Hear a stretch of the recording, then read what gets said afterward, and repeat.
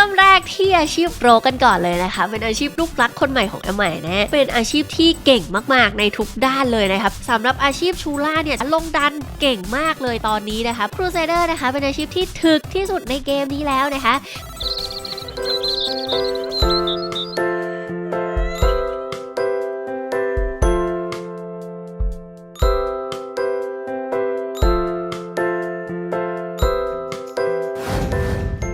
เกม Ragnarok M Classic ได้แล้ววันนี้ที่ Richman Shop ทัวร์เติมเองสบายกระเป๋าเติมไวแถมมีบริการตลอด 24 ชั่วโมงและยังมีบริการเติมเกม Ragnarok อื่นๆอีกมากมายเติมเกมบนเว็บไซต์ Richman Shop ได้ส่วนลดคอยคืนแถมผ่อนได้นานสูงสุดถึง 10 เดือนมีเกมชั้นนำมากมายและยังมีแอดมินคอยดูแลตลอด 24 ชั่วโมงทั้งเว็บไซต์และ Line แอดอย่าลืมเติมเกมถูกกว่าผ่อนได้คอยคืนที่ Richman Shop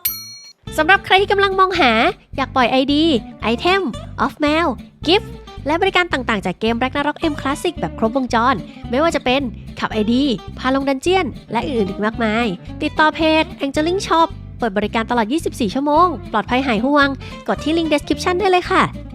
และอย่าลืมเข้าร่วมกลุ่มพูดคุยซื้อขายเสรีดูแลโดยทีมงานมืออาชีพสามารถมาแลกเปลี่ยนข้อมูลกันได้นะคะสวัสดีเกมเมอร์ชาวท้องทะเลทุกคนด้วยนะคะยินดีต้อนรับทุกคนเข้าสู่ช่อง My Channel ค่ะสำหรับคลิปนี้นะคะเราก็จะมาต่อเป็นพาร์ท 2นะครับสำหรับคำถามที่ว่าเราจะเล่น Ragnarok M Classic อาชีพอะไรดีนะคะเนื่องจากมันจะมีทั้งหมด13อาชีพเลยนะคะคือเยอะมากนะแล้วก็หลายๆคนที่เป็นมือใหม่เนี่ยก็คือเลือกอาชีพกันไม่ถูกเพราะว่าแบบมันมีแต่อาชีพที่น่าเล่นทางนั้นเลยวันนี้ก็จะมาต่อในสำหรับอาชีพคลาส 2 นะคะว่าแต่ละอาชีพเนี่ยมันมีข้อดีข้อเด่นยังไงนะครับน่าเล่นตรงไหนนะคะเหมือนเดิมนะใหม่จะย้ำว่าทุกอาชีพของเกมนี้เก่งหมดเลยนะคะแต่ว่าเก่งกันคนละอย่างนะใครที่ชื่นชอบแบบไหนก็ไปเล่นแบบนั้นนะครับ CBT กำลังจะเปิดเราสามารถลองก่อนได้นะคะชอบไม่ชอบค่อยว่ากันอีกทีตอน OBT นะคะทีนี้เดี๋ยวใหม่ขอเกริ่นก่อนเพราะว่ามีหลายๆคนเนี่ยน่าจะเป็นมือใหม่มากๆสำหรับ Ragnarok นะครับจริงๆแล้วเนี่ยอาชีพใน Ragnarok เนี่ยมันมีเยอะกว่านี้นะแต่ว่าสำหรับ Ragnarok M Classic เนี่ยจะมีทั้งหมด13อาชีพนะคะซึ่งก็จะมีทั้งหมด6คลาสแบบนี้1 2 3 4 5 6 6สีแบบนี้นะคะซึ่งแต่ละคลาสเนี่ยจะแยกออกมาเป็น2อาชีพนะคะก็ในคลิปที่แล้วนะคะพาร์ท 1นะคะทำไปแล้วก็คือจะเป็นเรียกว่าคลาสอาชีพหลักนะคะสายอาชีพหลักนะคะทำไปแล้วในพาร์ทที่1ใครที่ยังไม่ได้ดูในพาร์ทที่1แนะนำไปดูพาร์ทที่1ก่อนนะคะจะอยู่ในลิงก์ description นะฮะสำหรับใครที่ดูพาร์ทที่1แล้วนะครับมาเลยสำหรับคลิปนี้ก็จะเป็นอาชีพ 2 นั่นเองนะคะก็จะมีฮาราเสกนะคะชาโดบัตแดนซ์มองแล้วก็เจเนติกนั่นเองนะคะเดี๋ยวเราไปไล่ทีละอาชีพกันเลยค่ะเดี๋ยวเรามาเริ่มแรกที่อาชีพโปรกันก่อนเลยนะคะเป็นอาชีพลูกรักคนใหม่ของแอมใหม่นะอาชีพนี้เนี่ยก็เป็นอาชีพที่เก่งมากๆในทุกด้านเลยนะคะ PVP PVE เก่งหมดเลยนะใครที่เล่นเซิร์ฟเวอร์ EL มาฟังแล้วก็จะแบบฮะนิดนึงเพราะว่าเซิร์ฟเวอร์ EL เนี่ยเราจะไม่เคยเห็นโลกมาล่าบอสไม่เคยเห็นโลกลงดันเจียนไม่เคยเห็นโลกทำอะไรเลยเพราะว่าเซิร์ฟเวอร์ EL เนี่ยโลกค่อนข้างที่จะดาเมจน้อยมากๆถ้าเทียบกับอาชีพอื่นๆใช่ไหมคะแต่ว่าสำหรับเซิร์ฟเวอร์ Ragnarok M Classic นะคะมันมีการปรับรีบาลานซ์ที่เยอะมากนะครับในเรื่องของคูลดาวน์อะไรแบบนี้คือหันครึ่งเลยทำให้ดาเมจเนี่ยมันแบบเหมือน2เท่า3เท่าของเซิร์ฟเวอร์ EL ได้เลยนะคะเดี๋ยวเรามาดูสกิลกันหน่อยมาสำหรับสายอาชีพของโลกเนี่ยจะแบ่งใหญ่ๆเลยนะแบ่งเป็น2สายก็คือสายมีดแล้วก็สายธนูใช่ไหมคะสายมีดเนี่ยก็จะเป็นสายแบ็กสแตปเรดก็คือจะเป็นสายดาเมจเลยหรือว่าจะเป็นสายแบบสายปลดสายจับสายอุ้มฆ่าก็ได้ก็จะเป็นแนว PVP ไปนะคะหรือว่าถ้าเป็นสายธนูเนี่ยก็จะเป็นสายอาจจะเป็นตีออโต้แอทแทกแล้วก็ออโต้สเปลนะคะอีกสายนึงก็คือสาย Triangle Shot สายสกิลนั่นเองนะคะซึ่งเดี๋ยวไหมให้ดูสกิลที่แบบน่าสนใจเป็นสายๆไปละกันมันจะได้แบบว่าไม่งงนะสำหรับคลาส 1ก็คือจะเหมือน Assassin เลยนะคะเพราะว่าเป็นอาชีพที่แยกย่อยมาจาก Assassin นั่นเองนะครับมี Hiding มีเพิ่มค่าฟรีนะคะสำหรับคลาส 2นะคะสายมีดจะมีอะไรจะมีดาเมจหลักก็คือ Backstab แล้วก็ Rate นั่นเองนะครับมาดูคูลดาวน์ของ Backstab หน่อย Backstab คูลดาวน์แค่1วินาทีนะโดยปกติแล้วถ้าเซิร์ฟเวอร์ EL เนี่ยมันจะอยู่ที่3วินะคะก็คือปรับมาค่อนข้างเยอะทำให้เราสามารถทำดาเมจได้ถี่ขึ้นนั่นเองนะคะสำหรับ Rate เนี่ยก็เป็นสกิลดาเมจอีก1สกิลนะครับถ้าอัพรูนเนี่ยก็จะเหลือคูลดาวน์1วิเหมือนกันนะครับ มีสกิล Copy นะครับ Copy สกิลของมอนสเตอร์ได้นะครับสกิลนี้ Plagiarism นะเราสามารถ Copy สกิลหลายๆสกิลที่แบบมีประโยชน์ต่อเราได้อย่างเช่นสกิลอะไรOvertrust อย่างเงี้ยก็คือจะเพิ่ม ATK ให้เราแล้วก็ทางปาร์ตี้ได้นะครับสกิลของพ่อค้านั่นเองนะคะหรือจะ Copy แบบ True Sight นะคะเพิ่มค่าคริเพิ่มค่าดาเมจสำหรับใครที่จะเล่นสาย ADL อะไรแบบนี้ก็สามารถ Copy มาใช้ได้หรือจะ Copy เป็นพวกสกิล Auto Spell อะไรอย่างนี้ก็ได้เช่นกันนะครับสามารถไป Copy ที่มอนสเตอร์แต่ละตัวได้นะคะเราสามารถดูว่ามอนสเตอร์แต่ละตัวเนี่ยก๊อปสกิลอะไรได้จากสมุด Adventure Book นั่นเองนะครับโรกยังเป็นอาชีพที่เอามาเล่นต้นเกมแล้วรวยกว่าคนอื่นได้นะคะเพราะว่าเขามีสกิลที่สามารถขูดรีดเงินจาก NPC ก็คือเราจะซื้อของกับ NPC เนี่ยถูกลงนะคะแล้วเวลาเราฟาร์มมอนสเตอร์นะคะแล้วเราดรอปไอเทมนะคะเรามีโอกาส 20% ที่จะได้เพิ่มอีก1ชิ้นด้วยนะคะอันนี้หมายจะไม่ได้พูดทุกสกิลนะคือแค่แบบว่าให้ดูไฮไลท์ของแต่ละสายเฉยๆนะสำหรับพอมาเป็น Stalker แล้วนะครับก็จะมีสกิล Intimidate นะคะสามารถอุ้มได้นะก็คือเราสามารถกดกับมอนสเตอร์ก็ได้หรือว่าจะกดกับ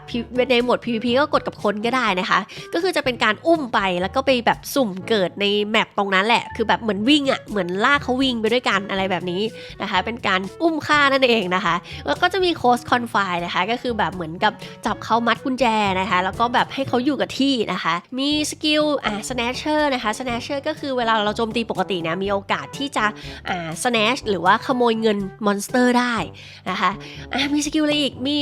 vanish เนี่ยคือสกิลที่หายตัวแบบโดนขุดไม่ได้โดยปกติแล้วเนี่ยเวลาเรา hiding เนี่ยเราจะสามารถโดนขุดได้นะคะแต่ว่า vanish เนี่ยขุดไม่ได้นะฮะเป็นสกิลที่โกงมากๆเลยนะคะมีอาชีพเดียวที่มีนะคือนางเลยนะและสกิลที่โกงที่สุดแล้วหมายว่าโกงที่สุดแล้วของมันก็คือสกิลปลดนั่นเองนะครับสกิลปลดนี่มาดูเนี่ยอย่างตัวเนี้ยคือสุลต่านตีบวก15มาตีบวก12มาของเต็มตัวเลยมาแบบโอ้ผมพร้อมฆ่าคนเลยฝั่งตรงข้ามเป็นโรกนะเข้ามาปลดก็คือปลดก็คืออย่างเงี้ยทุกคนปลดก็คือไม่เหลือคือของหลุดอย่างนี้เลยนะคะแล้วติดคูลดาวน์ด้วยนะมันจะติดคูลดาวน์เราจะใส่ทันทีไม่ได้นะเราต้องรอคูลดาวน์หมุนก่อนนะแล้วถึงจะใส่ของได้นะทุกคนแล้วนึกออกป่ะเวลาเราเล่น PVP อยู่อย่างเงี้ยเราต้องมานั่งแบบเปิดปิดกระเป๋าอะใส่ของอย่างเงี้ยคือมันแบบหงุดหงิดมากนะทุกคนเวลาเราเจอโรฟฝั่งตรงข้ามนะคะก็สำหรับสกิลปลดเนี่ยก็จะค่อนข้างที่จะซัพพอร์ตไปทางสายมีดซะมากกว่าเพราะว่ามันเป็นสกิลระยะใกล้นะคะแล้วก็ตัวมีดเนี่ยมันจะมีมีดที่เอาไว้ปลดโดยเฉพาะนะคะเพิ่มโอกาสในการปลดได้นั่นเองนะครับและพอมาเป็น Shadow Chaser นะคะมีสกิลอะไรบ้างมีสกิล Mana Trap นะคะ Mana Trap นี่ก็คือคนที่อยู่บนหลุม Mana Trap เนี่ยก็จะ Mana ลดนะมีโอกาสแบบ Mana ลดจนถึง0เลยแล้วก็มีดาเมจด้วยนะครับมีหลุม Chaos นะคะคนที่อยู่บนหลุม Chaos เนี่ยก็จะติดเฟียวิ่งมั่วซั่วไปหมดเลยนะฮะมี Manhole นะส่งเขาวาร์ปเข้าไปอีกมิตินึงนะมีบัตรเปิร์ดนะครับที่แบบลดเป็นเปอร์เซ็นต์เลือดหลุมเลือดนั่นเองนะครับเดี๋ยวต่อไปดูสายธนูกันบ้างนะครับธนูเนี่ยเราจะเริ่มเล่นตอนที่เป็นคลาสที่2นะครับคลาสแรกต้องเล่นมีดไปก่อนนะคลาส2มาถึงนะครับเราก็จะมีสกิลดับเบิลนะครับเหมือนสกิลฮันเตอร์นั่นเองนะคะแล้วก็มีสกิลที่ถ้าเกิดใครอยากจะเล่นเป็น ADL สายตีออโต้นะก็จะมีโอกาสออกดับเบิลอัตโนมัติได้นะคะแล้วก็จะมีสกิล Vulture Eye นะคะเพิ่มฮิตนะคะเพิ่มระยะในการยิงนั่นเองนะครับพอมาเป็น Stalker นะครับเขาจะมีสกิลนี้อันนี้สกิลหากินนะคะก็คือ Triangle Shot นะครับมาดูที่คูลดาวน์นะคูลดาวน์เหลือ1วินาทีนะคะก็คือรัวๆเลยนะโดยปกติแล้ว EL เนี่ยจะอยู่ที่ 1.5 วินะคะอันนี้คือเหลือแค่วิเดียวเท่านั้นนะคะแล้วก็ดาเมจค่อนข้างจัดจ้านเลยนะคะมีพอมาเป็น Shadow Chaser นะคะเขาจะมี Cover Shot นะคะก็คือถ้ายิง Triangle ตอนที่หายตัวอยู่เนี่ยจะมีโอกาสไม่หลุดหายตัวนะคือแบบยิงในขณะที่หายตัวได้อย่างตึงบอกเลยนะครับแล้วก็มีสกิลมาร์คหัวนะครับทำให้เขาโดนดาเมจจากธนูแรงขึ้นด้วยนะฮะรูนเฟืองกิลที่แบบบวกดาเมจตั้ง 40% นะครับแล้วก็เมื่อกี้นี้ลืมบอกสกิล Daily Infection อันนี้ตัวจี๊ดนะคะภายในเวลา30วิเนี่ยเขามีโอกาสที่จะกัน CC นะคะกัน CC ทุกชนิดเลยนะมีโอกาสกันได้ด้วยนะครับแล้วก็เมื่อกี้ลืมพูดถึงอันนี้สกิล Daily Infection นะคะเขามีโอกาสที่จะกัน CC แล้วสะท้อน CC กลับไปหาคนที่ทำ CC ได้นะอันนี้สกิลก็ค่อนข้างที่จะโกงเหมือนกันแล้วก็สำหรับใครที่เล่นสาย AA นะคะสาย Auto Spell นะคะก็คือสกิลนี้เลย Auto Shadow นะคะเวลาเขาตีโจมตีปกติเนี่ยมีโอกาสใช้สกิลจากสกิล Plagiarism อัตโนมัติด้วยนะครับก็คือจะเป็นสาย Auto Spell นั่นเองนะครับก็ประมาณนี้สำหรับสกิลไฮไลท์ของโลกไปมาเหมือนอ่านเกือบทุกสกิลเลยนะเพราะว่าสกิลของเขาเนี่ยคือเป็นสกิลแบบ ดีๆทั้งนั้นเลยอ่ะแล้วแต่ว่าเราเลือกใช้เพราะว่าเราไม่สามารถอัพสกิลได้ทุกสกิลนะคะเราจะต้องเลือกว่าเราจะเล่นประมาณไหนสายไหนนั่นเองนะคะก็เป็นอีกหนึ่งอาชีพที่ไปได้ทุกอย่าง PVP PVE Guild War ได้หมดเลยนะครับ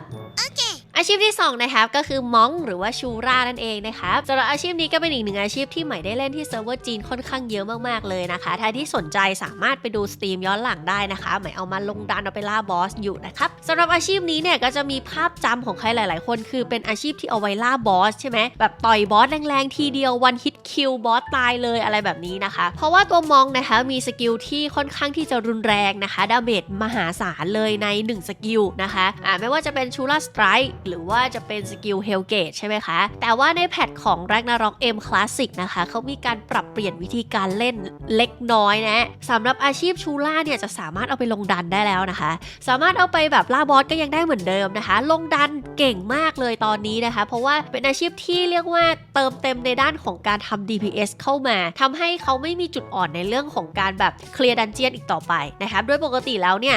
จุดอ่อนของชูล่าเลยคือไม่สามารถแบบว่าลงดันเจียนเคลียร์ดันเจียนได้เก่งเท่ากับอาชีพอื่นๆเพราะว่า DPS ของเขาเนี่ยไม่มีเขาจะเป็นแนวแบบว่าต่อยแล้วก็ทำอะไรไม่ได้5วินาทีอะไรแบบนี้ต้องแบบเดินวนไปวนมานะครับแต่สำหรับเวอร์ชันนี้นะคะก็มีการรีบาลานซ์นะคะก็ทำให้จุดอ่อนตัวนี้หายไปนะคะเพราะฉะนั้นไม่ว่าจะเป็นการ PVE ลงดันล่าบอสนะคะหรือว่าจะเป็น PVP เนี่ยหมายเชื่อว่าชูล่าทำได้ทุกอย่างเลยนะคะมาดูสกิลที่น่าสนใจสำหรับชูล่านะครับชูล่าเนี่ยจะเป็นอาชีพที่แยกออกมาจากคลาสพรีสนะคะเพราะฉะนั้นสำหรับคลาส1เนี่ยก็จะเหมือนพรีสเลยนะก็จะมีพวก AB นะคะมีไครี่นะฮะพอมาเป็นคลาสมองแล้วเนี่ยครับผมเขาจะมีสกิลเรียกลูกแก้วนะครับอาชีพชูล่าเนี่ยจะเป็นอาชีพที่ทำ ignore def หรือว่าเจาะเกราะเนี่ยได้ง่ายมากๆเลยเพราะว่าเรื่องลูกแก้วของเขานะคะที่พอเป็นคลาส3เนี่ยสามารถเรียกได้สูงสุด15ลูกนะคะแต่ละลูกเนี่ยจะได้ ignore def 3% ไปเลยฟรีๆแบบง่ายๆเลยเพราะฉะนั้นเขาจะมี ignore depth เลย 45% โดยที่ไม่ต้องทำอะไรเลยนะครับ 45% นี่คือเหมือนแบบ off max ของ off 4 ตันน่ะ2ชิ้นเลยนะถ้าเป็นอาชีพอื่นก็คือแบบทำยากกว่าเยอะเลยนะคะเพราะฉะนั้นชูล่าเนี่ยคือแทบไม่ต้องทำ off ignore depth เลยอันนี้คือจุดเด่นเลยนะครับพอมาเป็นคลาสมองนะครับเขาก็จะมีสกิล Ashura Strike นะครับ Ashura Strike ก็คือสกิลต่อยโป้งบอสอะที่แบบว่าแบบต่อยทีเดียวแล้วก็มานาหมดใช่ไหมแต่บอสตายเลยอะไรแบบนั้นนะคะคือจะเป็นสกิลที่ดาเมจขึ้นอยู่กับมานาของผู้ใช้นั่นเองนะครับแล้วก็จะมีสกิลพวกทริปเปิลนะคะมีสกิลคอมโบนะครับแล้วก็อันนี้คือสกิลทีเด็ดของมองในช่วงแรกคือมองในช่วงต้นเกมเนี่ยจะค่อนข้างที่อ่อนแอยังไม่ได้แบบว่ามีดาเมจที่รุนแรงมากเท่าไหร่เพราะว่าของอะไรเขาก็ยังไม่ค่อยมีนะคะเพราะฉะนั้นมองในช่วงต้นเกมเนี่ยหลายๆคนจะเล่นเป็นอาชีพแทงเป็นสายแทงบอสแทงมอนแทงดันเจียนนะครับเพราะสกิลนี้เลยนะครับสกิลนี้คือชื่อว่าสกิล Steel Body นะครับ Steel Body เนี่ยจะทำให้มองเนี่ยถึกมากๆถึกแบบถึกแทงเลยอะถึกยิ่งกว่าครูเซเดอร์อีกนะครับก็เป็นสกิลที่เอาไว้หากินในช่วงแรกของมองเลยนะครับจะไปคอมโบกับพวกสกิลคอมโบสกิลทริปเปิลหรือว่าไปเล่นคริติคอลนะครับก็คือตัวเองถึกแล้วก็ทุบเอานะเพราะว่าจะมีสกิลที่เกี่ยวกับพวกเพิ่มค่าคริติคอลแล้วก็มีค่าฟรีอะไรแบบนี้ทำให้มองเนี่ยเล่นเป็นสายออโต้แท็กได้ไม่ยากในช่วงต้นเกมนะคะแล้วก็มีบอดี้รีโหลดนะคะก็คือมองสามารถแดชได้พุ่งได้นะมาต่อกันที่สกิลของแชมเปี้ยนนะคะสำหรับ High Class Champion นะคะมองก็จะมีดาเมจเพิ่มขึ้นอีกนะครับจากสกิลพาสซีฟต่างๆนะคะแล้วก็จะมีสกิลหากินสกิลหลักเลยของสายสกิลนะครับก็คือสกิล Finger Offensive นะครับก็คือสกิลดีดลูกแก้วนั่นเองนะคะสกิลนี้ก็จะเป็นสกิลหากินนะคะของแชมเปี้ยนในRagnarok M Classic เลยนะคะไปแล้วเราไปดูที่คลาส3นะคะพอเราได้เป็นชูราแล้วนะฮะเราจะค่อนข้างที่แข็งแกร่งมากๆเลยนะคะเพราะว่าเรามีสกิล Hellgate นั่นเองนะครับโดยปกติแล้วถ้าเป็นเซิร์ฟเวอร์ EL เนี่ยเราจะมีการเลี้ยงเลือดเพราะว่าสกิล Hellgate นะคะก็คือถ้าตัวชูล่าเนี่ยเลือดน้อยแค่ไหนเขาจะยิ่งตีแรงมากขึ้นมีโบนัสดาเมจนะคะแต่ว่าสำหรับเซิร์ฟเวอร์คลาสสิกเนี่ยมันจะมีดาเมจเพิ่มเติมนะคะคือเขามีการปรับรีบาลานซ์ตัวของ Hellgate เมื่อทำการดาเมจออกไปนะคะเขาจะมีสกิลตัวนี้ออกอัตโนมัติก็คือสกิลดีดลูกแก้วออกอัตโนมัติ3ฮิตนะคะก็คือ Hellgate ไปแล้วก็ดีดลูกแก้วปั๊บแล้วก็ Hellgate ไปดีดลูกแก้วปั๊บทำให้มันจะกลายเป็นสาย DPS เป็น วิธีการเล่นแบบใหม่ในเซิร์ฟเวอร์ของRagnarok Classic นะครับและดีดลูกแก้วนะคะมีการบัฟขึ้นมาก็คือเวลาดีดลูกแก้วเนี่ยถ้าเกิดว่าเราอัพรูนจนเต็มนะคะจะมีโอกาส 100% นะคะที่ได้ลูกแก้วเต็ม15ลูกเลยนะคะเพราะฉะนั้นมันก็เลยคอมโบกันนะครับสำหรับดีดลูกแก้วแล้วก็เฮลเกตนะคะคือจะใช้2สกิลนี้สลับวนไปเพราะฉะนั้นตัววิธีการเล่นเฮลเกตของแพทเนี้ยก็เลยเป็นการเล่นเฮลเกตที่ไม่ได้เลี้ยงเลือดแบบเลือดน้อยอีกต่อไปแล้วนะครับแต่สำหรับใครที่ยังอยากเล่นแบบวิธีเดิมๆอยู่ก็คือเฮลเกตเลือดน้อยหรือว่าชูล่าสไตร์ที่แบบว่าตุ้มเดียวระบอตายเนี่ยอันนี้ใหม่ไม่มีข้อมูลเลยว่ามันยังสามารถเล่นได้หรือว่ายังเก่งอยู่หรือเปล่าในแพทนี้นะคะเพราะว่าส่วนตัวยังไม่เคยเห็นเลยในเซิร์ฟจีนนะครับอาจจะมีการปรับเปลี่ยนในเรื่องของดาเมจหรือเปล่าหรือว่าแบบพอมันไม่มีกาชาเปอร์เซ็นต์แล้วอาจจะทำให้มันต่อยบอลแล้วไม่ตายหรือเปล่าอันนี้ใหม่ไม่แน่ใจเลยนะครับซึ่งพอมาเป็นคลาส3แล้วนะคะเขาก็จะมีสกิล Rising Dragon ที่ทำให้เราไม่ต้องรำสกิลอะไรมากมายเพราะโดยปกติแล้วเขาจะเป็นสกิลบัฟที่ต้องรำวนไปวนมาก่อนที่จะใช้สกิลอื่นๆได้นะพอมี Rising Dragon ก็เป็นสกิลบัฟที่แบบกดทีเดียวเราได้ลูกแก้วเต็มเลย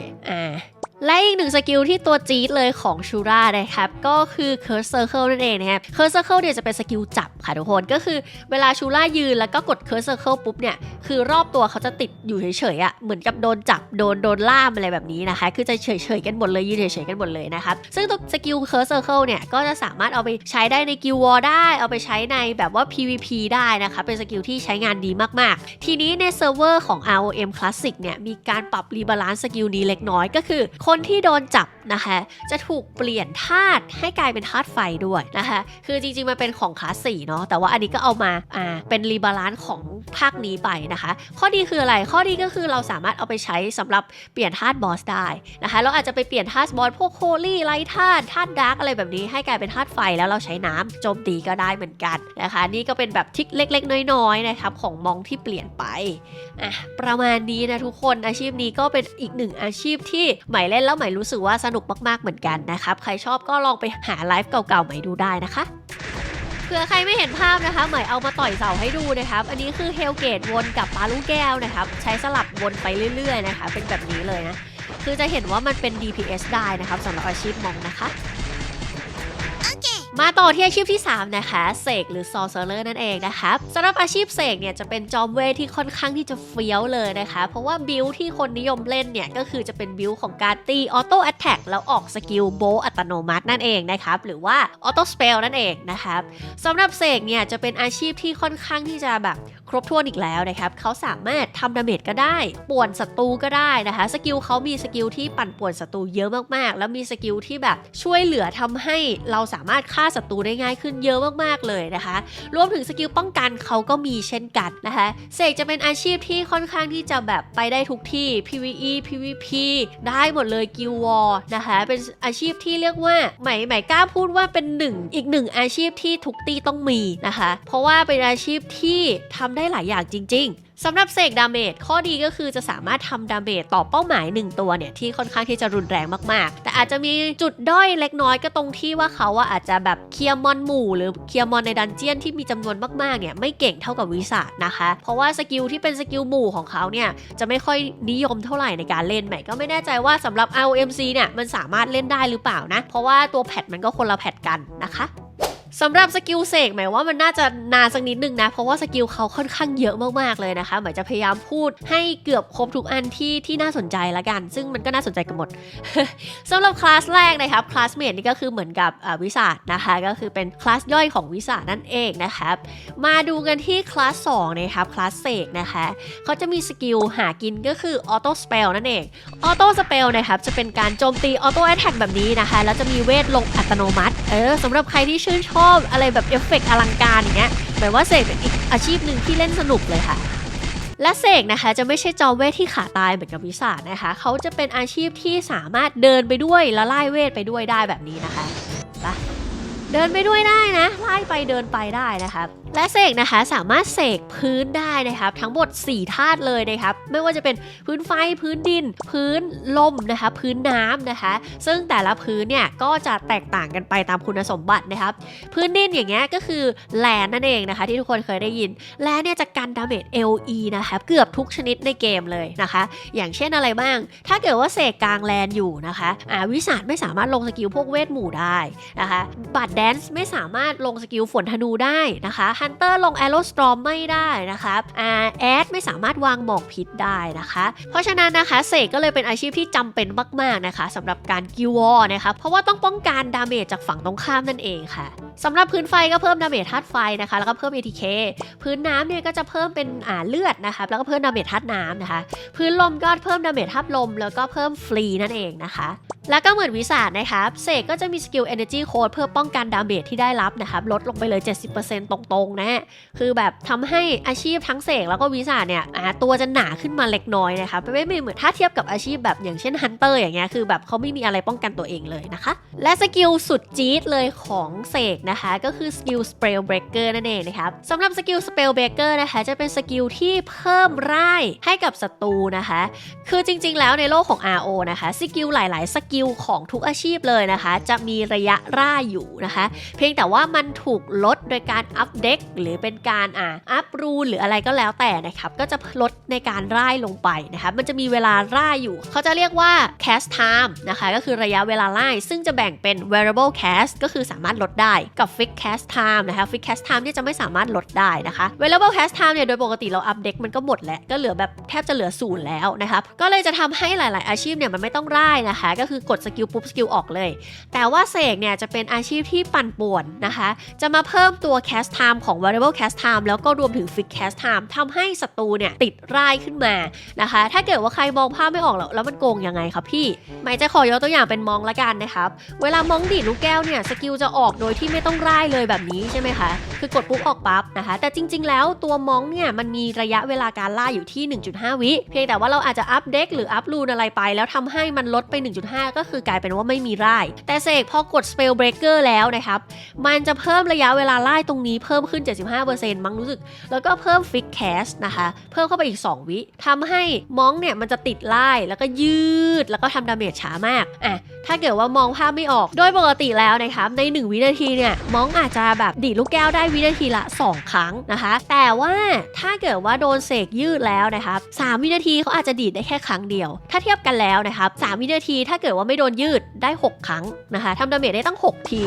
นะแต่พอโดนยืดปุ๊บ3วินาทีทำดาเมจได้ครั้งเดียวแถมแบบต้องมายืนอะไรอย่างนี้อยู่ก็คือบางทีอาจจะโดนฆ่าก็ได้ทำให้สกิล Spell Breaker เนี่ยคือเป็นสกิลที่ค่อนข้างที่จะปั่นป่วนมากๆใน PVP เลยค่ะ High Class นะคะพอเขาเป็น Professor นะคะเขาจะมีสกิลที่สามารถสละเลือดตัวเองให้กลายเป็น SP ได้นะคะเปลี่ยน HP เป็น SP ได้ตลอดเวลานะคะเพราะฉะนั้นมานาเขาจะไม่มีวันหมดได้เลยนะคะและเขายังมีสกิลที่สามารถสลับมานากับเพื่อนหรือว่าศัตรูได้ด้วยนะคะเขาสามารถลิงก์มานาสลับปุ๊บปั๊บได้เลยสมมุติว่าใน PVP ถ้าเกิดว่ามองนะคะไปต่อยศัตรูปุ๊บแล้วมานาหมดอยากจะต่อยต่อก็สามารถสลับมานากับเสกได้เช่นกันนะคะคือสามารถเอาไปใช้ได้ในหลายสถานการณ์เลยค่ะและ Professor นะคะจะมีสกิล Double Fury นะคะจะเป็น Passive ที่เวลาโบว์ลงปุ๊บเนี่ยมีโอกาสออกโบว์ดับเบิลต่อไปได้เรื่อยๆเลยนะคะคือดาเมจมันก็จะแบบ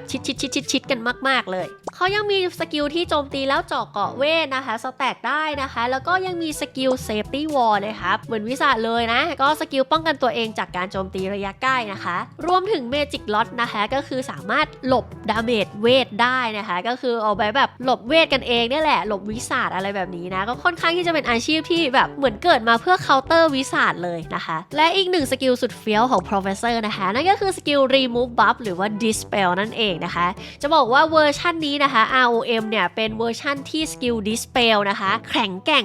มากๆนะคะเรียกว่าแข็งแกร่งกว่าทุกๆเวอร์ชันเลยที่เพื่อนๆเคยเล่นแน่นอนนะสกิล Dispel นะคะถ้าเกิดว่าใช้กับเพื่อนร่วมทีมนะคะเขาจะลบ debuff ทั้งหมดที่เพื่อนร่วมทีมติดอยู่นะคะและป้องกัน debuff ที่จะเกิดขึ้นในอนาคตอีก9วินาทีด้วยค่ะแต่หากใช้ Dispel กับศัตรูนะคะหรือว่าฝั่งตรงข้ามเนี่ยจะเป็นการลบบัฟทั้งหมดที่ฝั่งตรงข้ามมีออกไปหมดเลยนะคะไม่เหลืออะไรเลยนะไม่เหลือสักบัฟเลยนะคะและป้องกันการกดบัฟของฝั่งตรงข้ามอีก9วินาทีด้วยค่ะตัวอย่างเช่นถ้าฝั่งตรงข้ามเป็นพาลาดินเนี่ยมันจะมีสกิลป้องกันตัวเยอะมากเลยมีออโต้โกงต้องการอะไรไม่รู้แบบเราแบบตีเข้ายากมากๆแบบโอ้โหกว่าจะฆ่าเขาตายเนี่ยยากมากแต่ถ้าเกิดว่า Professor กด Dispel ไปที่พาลาดินแล้วเนี่ยเขาจะไม่เหลือบัฟอะไรเลยให้ป้องกันตัวนะคะแล้วเราก็สามารถฆ่าเขาโดยง่ายๆเลยนะคะ ต่อไปนะครับคลาส3นะครับ Sorcerer นะคะพอเป็น Sorcerer นะคะเขาจะมีสกิล Magic Fist นะคะ Magic Fist เนี่ยจะเป็นบัฟนะคะกดปุ๊บเนี่ยคือเวลาเราโจมตีปกติเนี่ยคือจะออกโบว์อัตโนมัติออกแน่นอนนะคะถ้าสมมติว่าเป็นสกิล Auto Spell ที่เป็นตัวของ Passive ตัวนี้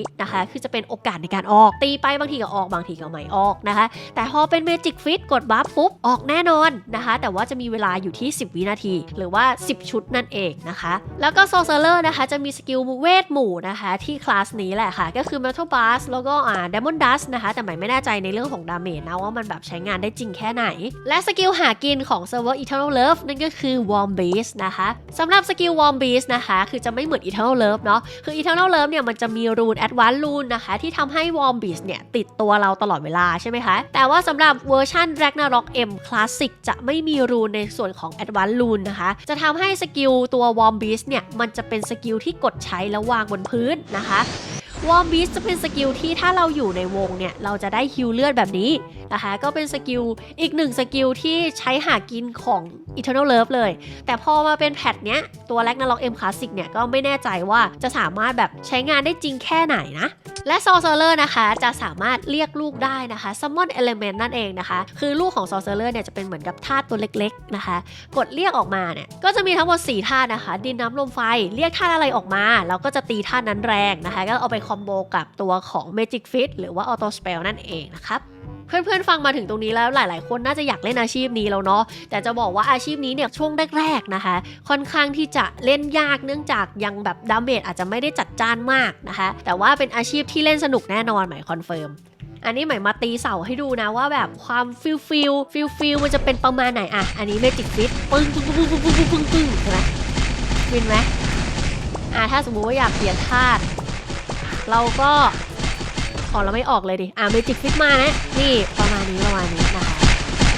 จะเห็นได้ว่าดาเมจแบบจัดจ้านมากนะครับอาชีพที่4นะคะก็คือบาร์ดและแดนเซอร์นั่นเองนะคะบาร์ดและแดนเซอร์เนี่ยจะเป็นอาชีพเดียวในเกมนี้นะคะที่จะแบ่งอาชีพตามเพศของตัวละครค่ะหากเพศของตัวละครของคุณเป็นผู้ชายนะคะเขาก็จะเป็นบาร์ดแต่ถ้าเกิดว่าเพศของตัวละครของคุณเป็นผู้หญิงนะคะเขาก็จะกลายเป็นแดนเซอร์นั่นเองนะคะบาร์ดและแดนเซอร์เนี่ยมีสกิลที่ค่อนข้างใกล้เคียงกันมากๆนะคะโดยประมาณ 70% ของสกิลทั้งหมดเนี่ยคือเป็นสกิลเหมือนกันคล้ายๆกันนะคะแต่ว่าเขาจะมีสกิลเต้นเดี่ยวแล้วก็สกิลบางสกิลที่ไม่เหมือนกันนะคะโดยภาพรวมแล้วนะคะบาร์ดและแดนเซอร์เนี่ยจะเป็นอาชีพที่ทำการโจมตีระยะไกลนะคะมีทั้งดาเมจเดี่ยวและดาเมจหมู่ค่ะเขายังมีสกิลเต้นนะคะก็คือเขาเป็นอาชีพนักดนตรีเนาะเขาก็จะเต้นไปด้วยทำดาเมจไปด้วยได้นะคะโดยที่สกิลเต้นเนี่ยมีทั้งสกิลฮิลมีทั้งสกิลบัฟมีทั้งสกิลป่วนมีสกิลดีบัฟนะคะจะมีหลายสกิลให้เลือกใช้นะคะก็จะมีแบ่งเป็นเต้นเดี่ยวและเต้นคู่ค่ะเต้นเดี่ยวก็คือเราคนเดียวเดี่ยวบาร์ดคนเดียวเต้นได้เลยแดนเซอร์คนเดียวเต้นได้เลย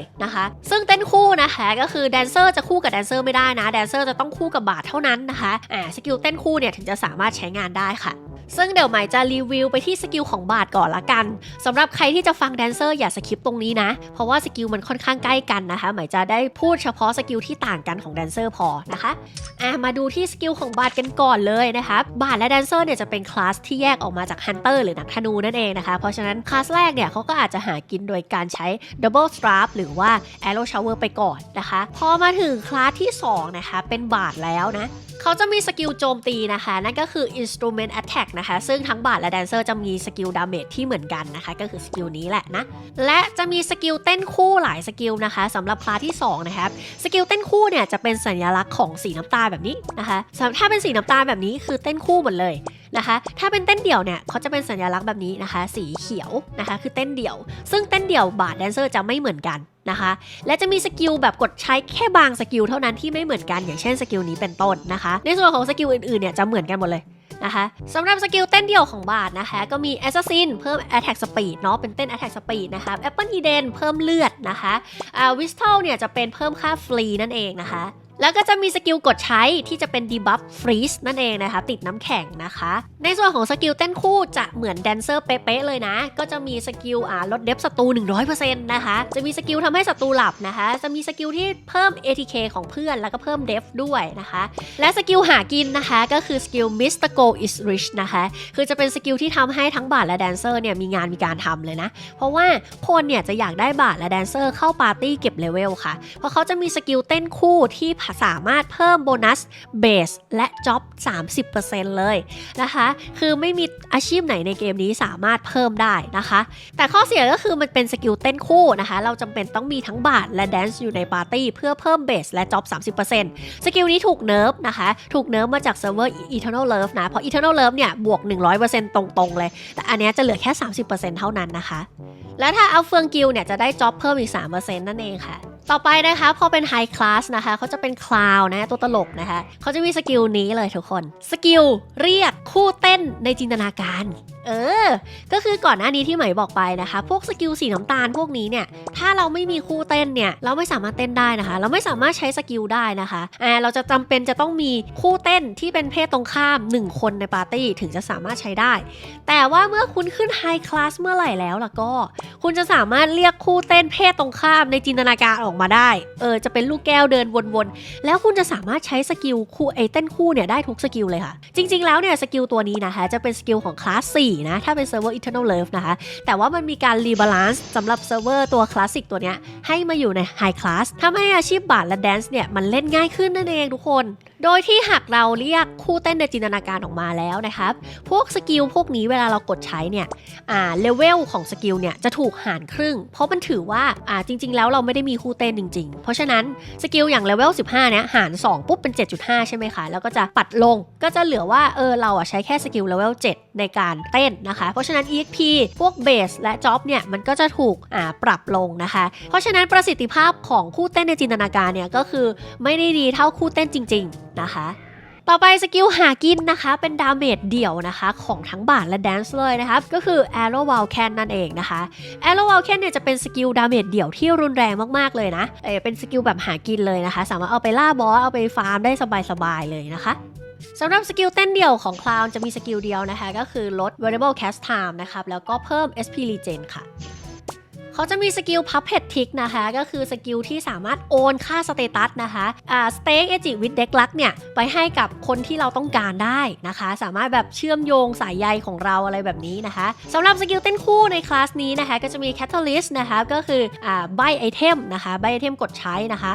Rocky Sorrow นะครับจะเป็นใบสกิลนะคะศัตรูจะไม่สามารถใช้สกิลได้นะคะแล้วก็จะมี Undying นะคะป้องกันดาเมจ5แล้วก็ป้องกันการติด CC นะคะ New Bulengen อันนี้ใช้บ่อยอยู่ก็จะเป็นเพิ่มเพนแล้วก็ M Pen นั่นเองค่ะค่าที่3 Minstrel นะคะจะมีสกิลดาเมจหมู่ที่เอาไว้หากินเลยนั่นก็คือ Raging Storm หรือว่า Severe Storm นั่นเองนะคะจะเป็นดาเมจหลักของอาชีพนี้เลยนะคะจะเป็นดาเมจแบบฝนธนูแบบ AOE นะคะทำดาเมจแบบหมู่เลยนะคะแล้วก็ดาเมจหวังผลได้นะหมายเทียบที่เซิร์ฟเวอร์ G แล้วนะครับสำหรับตัวนี้ที่ไม่มีรูน Advance นะคะก็ยังคงมีดาเมจที่สามารถฆ่าบอสได้ลงดันได้ชิวๆเลยนะคะแล้วก็สำหรับรูนที่เต้นไปฝนไปใช่ไหมคะสำหรับเซิร์ฟเวอร์นี้นะคะมีการปรับรีบาลานซ์นะคะเราไม่ต้องมีรูนแล้วนะเราสามารถเต้นเดี่ยวไปด้วยแล้วก็ฝนไปด้วยได้นะคะเพราะฉะนั้นไม่ต้องห่วงเลยว่าแบบบัตรแดนจะเล่นไม่ได้นะแล้วก็สกิลนี้คือสกิลหากินเลยเวลาลงดันเจียนนะคะก็คือเต้นฮิลนั่นเองนะคะอันนี้จะเป็นเต้นเดี่ยวนะจะฮิลไปแล้วก็ฝนธนูไปนะคะโดยปกติแล้วของบาทนะ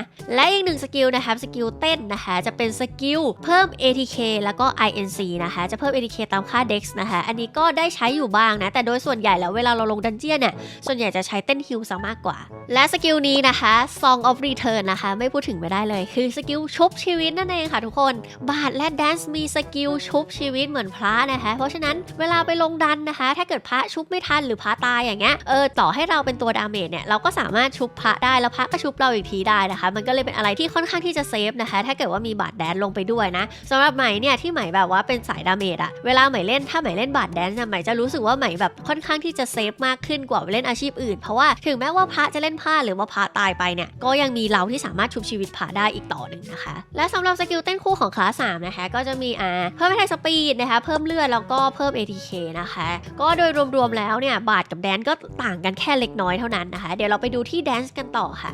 เรามาเริ่มที่คลาส2ของแดนเซอร์เลยนะคะก็อย่างที่บอกไปนะคะถ้าเป็นสกิลเต้นคู่นะคะเป็นสกิลสีน้ำตาลแบบนี้นะคะจะสกิลเหมือนกับบาทเป๊ะๆเลยนะคะแล้วก็สีฟ้าหลายๆสกิลก็เหมือนกันนะคะจะมีแค่บางสกิลจริงๆที่แตกต่างกันนะคะแล้วก็จะมีสกิลเต้นเดี่ยวเนี่ยที่ไม่เหมือนกันเลยนะครับเดี๋ยวมาดูว่าของแดนซ์เนี่ยเป็นอะไรบ้าง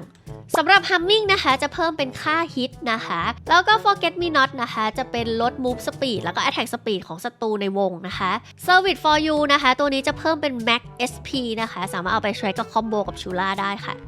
สำหรับสกิลกดใช้ตัวนี้ถ้าเป็นของบาทเนี่ยมันจะเป็นฟรีซเนาะแต่ว่าของ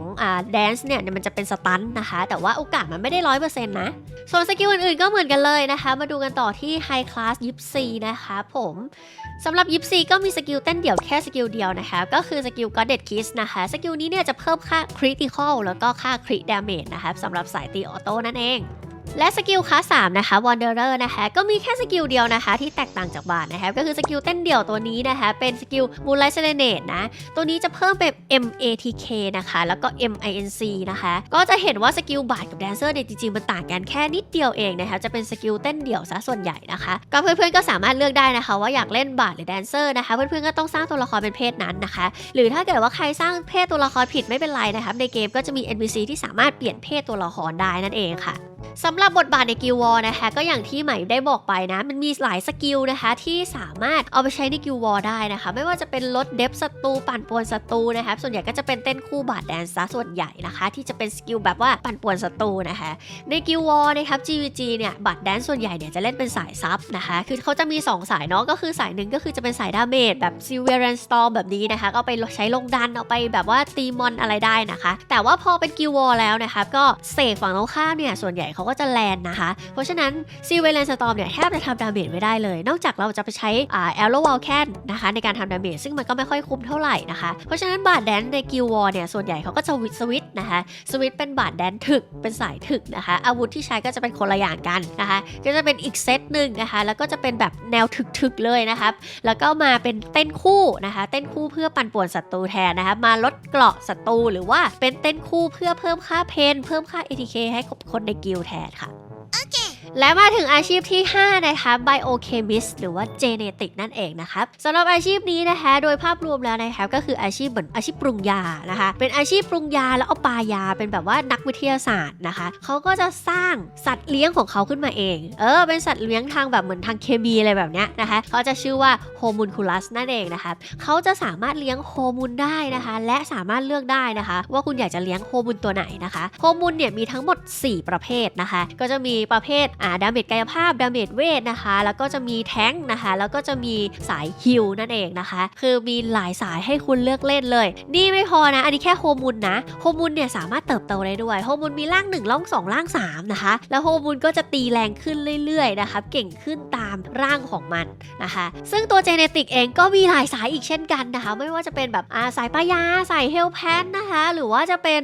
สายแคนนอนอย่างเงี้ยนะคะคือตัวเจเนติกเองเนี่ยก็เรียกว่ามีวิธีการเล่นที่ค่อนข้างเยอะมากคือเพราะฉะนั้นแบบวิธีการเล่นที่เยอะบวกเยอะมันก็เลยเยอะแยะไปหมดเลยนะคะอาชีพเจเนติกเนี่ยจะเป็นดาเมจก็ดีนะคะจะแทงก็แทงได้นะคะจะทำเป็นซับจะทำเป็นป่วนในกิลวอร์จะทำเป็นป่วนในพีพีก็เล่นได้เหมือนกันนะคะก็เป็นอีกหนึ่งอาชีพนะคะที่สามารถไปได้ทุกคอนเทนต์นะคะคือชงเองกินเองได้หมดทุกอย่างเลยนะคะสำหรับใครที่ฟังมาถึงตรงนี้จะรู้สึกว่าเฮ้ยอาชีพนี้แหละว่ะมันดูแบบทำอะไรได้หลายอย่างดีใช่ไหมคะมันดูแบบน่าสนุกน่าค้นหาดีนะคะคือใช่ค่ะคือมันเป็นอาชีพที่น่าค้นหามากๆอีกหนึ่งอาชีพนะคะแต่ว่าใหม่ขอบอกก่อนว่าสำหรับใครที่เป็นผู้เล่นใหม่แบบใหม่จริงๆเลยนะแล้วก็ไม่ได้มีเวลามากนะคะอาชีพเจเนติกอาจจะเป็นอาชีพที่คุณอาจจะต้องพักไว้ก่อนอาจจะไปเล่นที่ OBT เพราะว่า CBT เนี่ยใหม่อยากให้คุณลองเทสตัวเกมก่อนให้รู้จักว่าตัวเกมเป็นยังไงก่อนนะคะเพราะว่าจริงๆแล้วเนื้อหาของเกม Ragnarok M เนี่ยคือมันมีเยอะมากๆมากกว่าที่จะมาเรียนรู้อาชีพอย่างเช่นลงดานต่างๆลงยังไง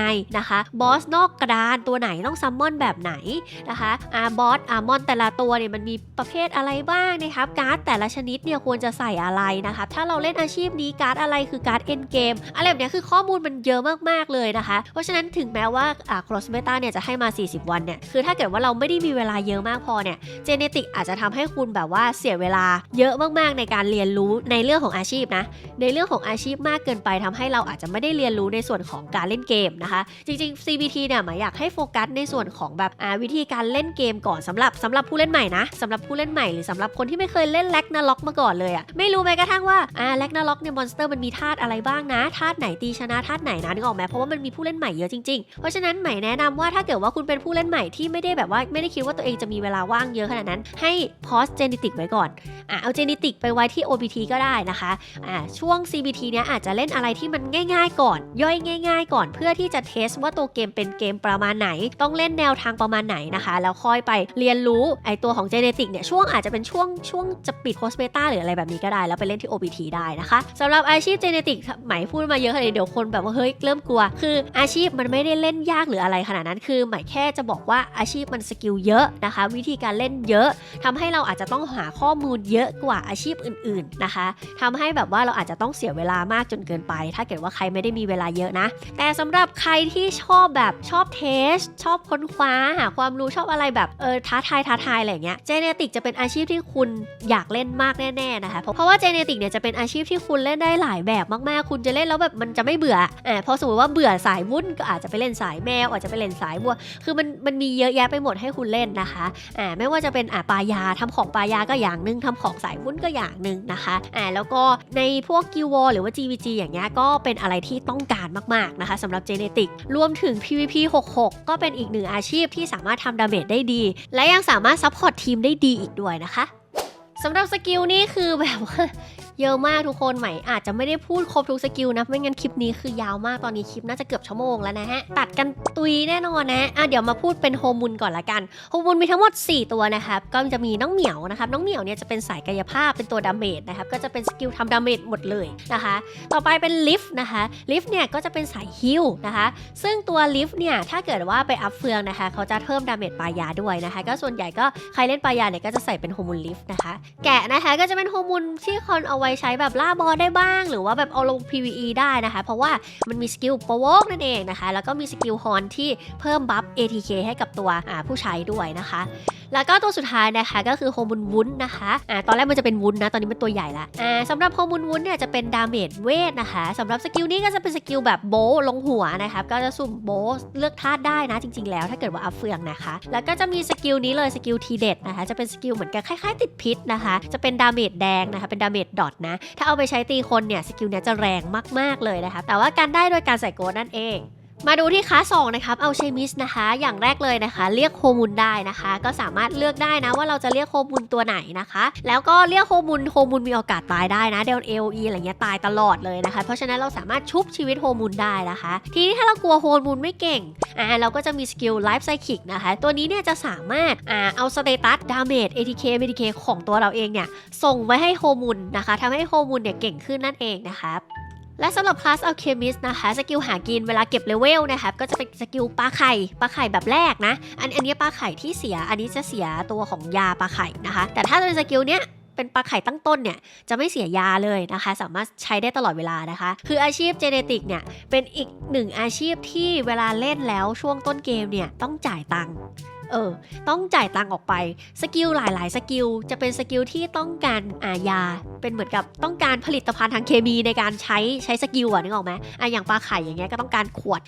หรือว่าปลายาก็ต้องการขวดนะคะวางเคลแพนก็ต้องการแบบเมล็ดพันธุ์อะไรแบบเนี้ยนะคะเพราะฉะนั้นแบบอาชีพเนี้ยถ้าเกิดว่าเราไม่ได้วางแผนให้ดีนะมันจะเป็นการเปลืองเงินพอสมควรนะคะถึงแม้ว่าคลาส1เนี่ยเขาจะมีทั้ง OCDC แล้วก็เพิ่มเงินในการฟาร์มแล้วก็ตามนะแต่ว่าเป็นอาชีพที่แบบฟาร์มไปด้วยเสียเงินไปด้วยมันก็ไม่ค่อยจะดีเท่าไหร่ถ้าเกิดว่าเราไม่ได้วางแผนเลยนะคะ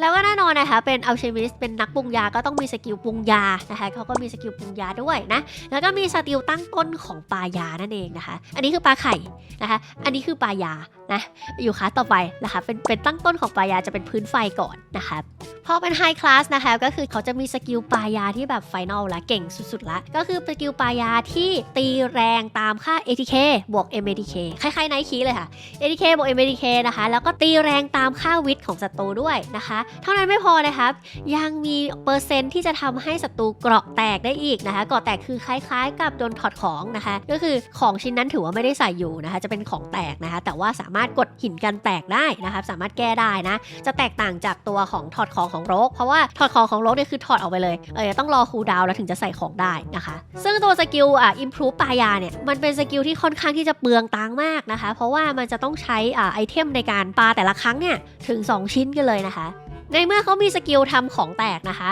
ตัวเขาเองเนี่ยก็จะมีสกิลป้องกันของแตกเหมือนกันนะคะเขาจะทำให้เพื่อนทั้งปาร์ตี้นะคะป้องกันการโดนของแตกจากศัตรูฝั่งตรงข้ามได้ค่ะเพราะฉะนั้นเจเนติกกันเองนี่แหละก็คือจะแก้กันเองนะคะและอีกหนึ่งสกิลสุดจี๊ดของครีเอเตอร์นั่นก็คือสกิลเฮลแพนนะคะเขาสามารถปลูกต้นไม้ปีศาจได้ซึ่งต้นไม้นี้สามารถวางได้สูงสุดนะคะ3ต้นในเวลาเดียวกันนะคะต้นไม้ต้นนี้นะคะก็จะสามารถโจมตีนะคะศัตรูในรอบรัศมีได้นะคะแล้วก็ศัตรูมีโอกาสเลือดออกติดเคิร์สนะคะแล้วก็สามารถโจมตีศัตรูที่หายตัวได้นะคะเพราะฉะนั้นถ้าเกิดว่าเราอยากจะแบบป้องกันพวกแอสซัสซินหรือว่าโรคอย่างเงี้ยเราสามารถวางต้นไม้เป็นคล้ายๆกับวอร์ดได้เวลาต้นไม้มันฉกเนี่ยก็จะรู้แล้วว่ามีศัตรูที่กำลังจะเข้ามาหาเรานั่นเองค่ะพอถึงคลาส3นะคะเป็นเจเนติกนะคะเขาก็จะมีสกิลพื้นไฟอีกอันนึงนะคะทำให้ศัตรูติดเบิร์นได้นะคะแล้วก็จะมีปายาหมู่ค่ะทุกคนเขาจะสามารถปายาหมู่ได้สูงสุดถึง5เป้าหมายนะคะดาเมจจะสเปลชออกนะคะซึ่งตัวนี้จะออกมาเป็นธาตุไฟเท่านั้นนะคะดาเมจจะพอๆกับตัวของปายาตัวนี้นะคะแล้วเขาก็จะมีสกิลแคนนอนนะคะสำหรับใครที่แบบไม่อยากเล่นสายปายาเพราะว่ามันเปลืองอะไรอย่างเงี้ยจะเอาแค่แบบว่าสกิลที่ทำให้แบบนำล่องให้โคมูลไปตีศัตรูอย่างเงี้ยก็เป็นแคนนอนก็ได้นะคะไม่ได้เปลืองเงินนะมีสกิลที่เป็นแบบทำให้โฮมูลเก่งขึ้นนะคะแล้วมาดูสกิลป่วนๆกันบ้างดีกว่าเขามีสกิลทอนแท็บนะคะก็คือจะจับศัตรูนะคะสามารถทำให้ศัตรูอยู่นิ่งๆได้นะมีสกิล Crazy Weed นะคะก็คือลบแทร็บบนพื้นทั้งหมดนะครับโดยรวมถึงพื้นเวทมนต์หรืออะไรก็แล้วแต่ก็คือรวมไปถึงแลนด์ด้วยนะครับสามารถลบได้หมดเลยอะไรที่เป็นสกิลวางพื้นทั้งหลายนะครับลบเกลี้ยงเลยแต่ถ้าใช้ใส่คนนะคะมีโอกาสที่จะลบบัฟนะคะ2บัฟออกจากศัตรูได้ด้วยค่ะและเขาก็มีสกิลแมนดากอล่าฮาวลิงนะคะสกิลนี้เนี่ยจะเพิ่มค่า Fix Cast Time นะคะให้กับศัตรูนะครับ1วินาทีนะแต่ว่าผลเนี่ยจะอยู่ตั้ง15วินาทีคือแปลว่าเราจะติด Fix Cast 1วิเนี่ยต้องมีไล่1วิเนี่ยตลอด15วินาทีเป็นอะไรที่โคตรน่ารำคาญเลยสำหรับสกิลนี้นะและยังลดอินนะคะลด Max SP ด้วยชูล่าโดนเข้าไปคือต่อยเบาจัดเลยนะฮะสกิลประมาณนี้นะสำหรับเจเนติกนะคะไม่ว่าจะทำดาเมจด้วยตัวของเจเนติกเองจะเป็นป้าย่าจะเป็นแคนนอนนะคะหรือว่าจะเป็นเฮลแพนนะคะหรือว่าจะมาเป็นสกิลดาเมจจากโฮมุนนะคะจะเป็นโฮมุนแมวโฮมุนเวทโฮมุนมุนอะไรอย่างเงี้ยก็รุนแรงหมดเลยนะคะทุกสายนะคะสามารถเล่นได้แต่ของที่สวมใส่เนี่ยจะแตกต่างกันทุกสายเลยนะคะก็จะมีอาวุธแยกย่อยสายไปเลยนะคะแล้วก็มีส่วนเสื้อที่แยกย่อยไปประดับก็ไม่เหมือนกันบางคนก็ใส่ประดับไฟบางคนก็ใส่ประดับเป็นประดับเวทเพราะว่าสำหรับสายปายาเนี่ยเขาต้องใช้ MADK ด้วยถูกไหมคะเพราะฉะนั้นของเนี่ยค่อนข้างที่จะหลากหลายเลยใครที่อยากจะเล่นหลายสายในอาชีพเดียวเนี่ยก็จำเป็นจะต้องทำของหลายๆเซตนะคะก็ค่อนข้างที่จะเปลืองเลยนะก็สำหรับใครที่เป็นสายสุลต่านเนี่ยก็อยากให้มาลองนะก็เป็นอีกหนึ่งอาชีพที่เล่นสนุกนะคะแต่อาจจะใช้เงินค่อนข้างเยอะเพราะว่าถ้าเกิดว่าอยากจะเล่นหลายสายหรือว่าแบบสวิตช์ไปสวิตช์มาเนี่ยก็ต้องทำของหลายเซตนั่นเองนะคะ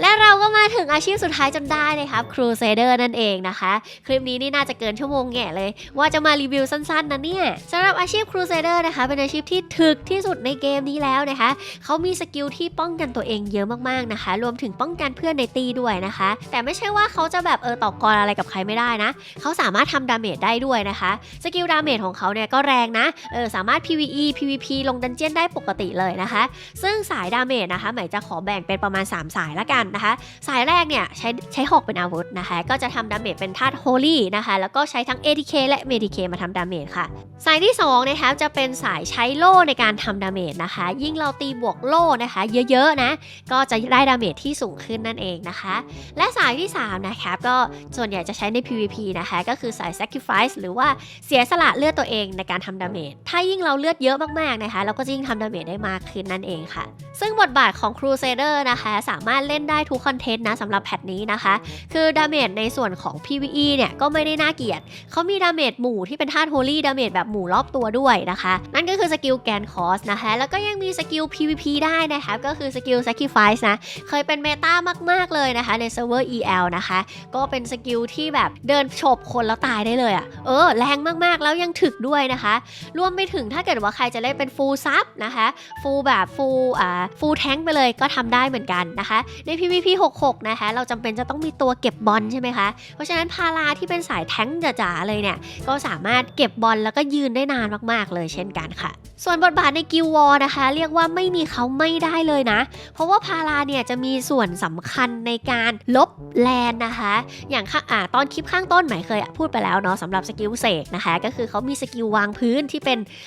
ธาตุดินใช่ไหมคะแลนโปรเทคเตอร์นะคะสกิลนั้นน่ะจะทำให้เราไม่สามารถทำดาเมจ AOE ได้นะคะแต่ว่าพาราดินนะคะสามารถลบได้นะคะก็คือเป็นสกิลเอิร์ธไดฟ์นั่นเองนะคะก็เป็นอาชีพที่สามารถใช้ลงได้ในทุกๆคอนเทนต์นะคะสำหรับดันเจียนเนี่ยถ้าเกิดว่าเป็นพาราสายแท้งก็สามารถลากบอสได้นะคะแท้งมอนแท้งบอสได้เหมือนกันนะคะเพราะฉะนั้นครูเซเดอร์เนี่ยก็เป็นอีกหนึ่งอาชีพที่คนต้องการเยอะมากๆนะคะแล้วก็สามารถหาปาร์ตี้ลงได้ทุกคอนเทนต์ไม่ยากเลยค่ะครูเซเดอร์ก็จะแยกออกมาจากคลาสอาชีพไนท์นะคะเดี๋ยวเรามาดูที่คลาส2ครูเซเดอร์กันก่อนเลยสำหรับคลาส2นะคะจะมีสกิลอะไรบ้างนะคะก็อันแรกเลยนะคะสกิลดาเมจโฮลี่ที่บอกว่าทำดาเมจทั้งกายภาพแล้วก็เวทนะคะก็เขาจะใช้หอกเป็นอาวุธนะคะก็คือสกิล Holy Cross นั่นเองนะคะรวมไปถึงชิลชาร์ดแล้วก็ชิลเชนนะคะก็จะเป็นสกิลที่ใช้โล่ในการทำดาเมจค่ะจะเป็นอีกสายหนึ่งนะสายหนึ่งเป็นแบบเน้นหอกสายหนึ่งเน้นโล่นะคะต่อไปสกิลโกงมากๆออโตการ์ดก็จะเป็นบัฟที่ทำให้มีโอกาส 50% ที่จะติดแพรี่ก็คือไม่โดนดาเมจอะมีโอกาส 50% จะไม่โดนดาเมจมันก็จะแบบแก๊งอะไรอย่างเงี้ยคือแบบเป็นสกิลที่แบบเหมือนแบบใครทำดาเมจมาก็ไม่เป็นไรมีโอกาสที่จะอิกนอร์ไปเลยนะคะแล้วก็มีสกิล Devotion นะคะ Devotion เนี่ยจะเป็นสกิลที่จะเชื่อมกับเพื่อน1คนนะคะแล้วก็เพื่อนคนนั้นโดนดาเมจเท่าไหร่เรารับเองหมดรับทั้งหมดที่เพื่อนโดนเลยนะคะคือแบบส่งต่อให้แบบเต็มนะคะถ้าเกิดว่าแบบแนะนำก็อาจจะเป็นแบบเดโวพระกันเองนะใน PVP หรือว่าจะเป็นเดโวตัวดาเมจหลักของตี้นะคะในการเล่นวอล GVG ก็ได้ค่ะ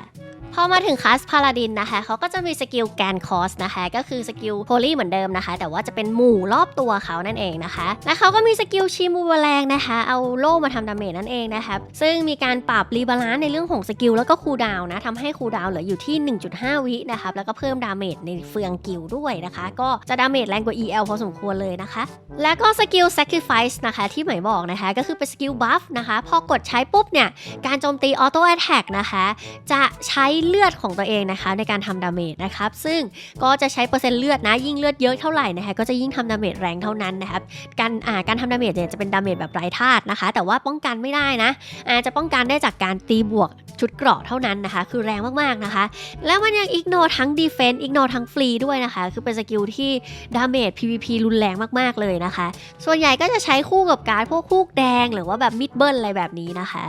ซึ่งสำหรับสกิล Sacrifice เนี่ยเอาจริงๆคือมันเป็นแค่บัฟเนาะที่ทำให้ตัวละครเราเก่งนะคะเพราะฉะนั้นพาราดินสาย Sacrifice เนี่ยจะเกลียดมากๆเลยก็คืออาชีพเสกนะคะที่เขามีสกิล Dispel นะคะพอทำให้สกิลนี้หายไปเนี่ยเราก็แบบไม่สามารถกดใช้ได้ตั้ง9วินาทีอะทำให้พาราดินคือแบบมันจะเลยอะยาวๆ9วินาทีเลยนะคะแล้วก็มีสกิลป้องกันตัวเองค่อนข้างเยอะเลยค่ะมี Selfless Shield นะคะก็เป็นสกิลที่ป้องกันดาเมจที่ได้รับนะคะทั้งปาร์ตี้เลยนะคะแล้วก็มี Defending Aura นะคะป้องกันดาเมจระยะไกลที่โจมตีเข้ามานะมีสกิล Reflect Shield นะคะก็จะทำการสะท้อนการโจมตีระยะประชิดออกไปนะครับ 35% นั่นเองนะครับอีกทั้งพาราดินนะคะจะสามารถได้รับฮิลแรงขึ้นด้วยนะคะไม่ว่าจะเป็นฮิลจาก Please ฮิลจากบัตแดนซ์นะคะเขาจะได้รับฮิลแรงขึ้นนะคะรวมถึงมี Passive ที่จะทำให้ได้รับดาเมจธาตุ Holy เบาลงถึง 50% เลยค่ะมาถึงคลาส3นะคะ Royal Guard นะคะสกิลแรกเลย Earth Drive นะคะเป็นสกิลดาเมจหากินเลยแหละค่ะคือจะเป็นสกิลธาตุดินนะคะจะเป็นสกิลธาตุดินที่ทำดาเมจตามค่าวิทนะคะแล้วก็ค่าเดฟนะคะ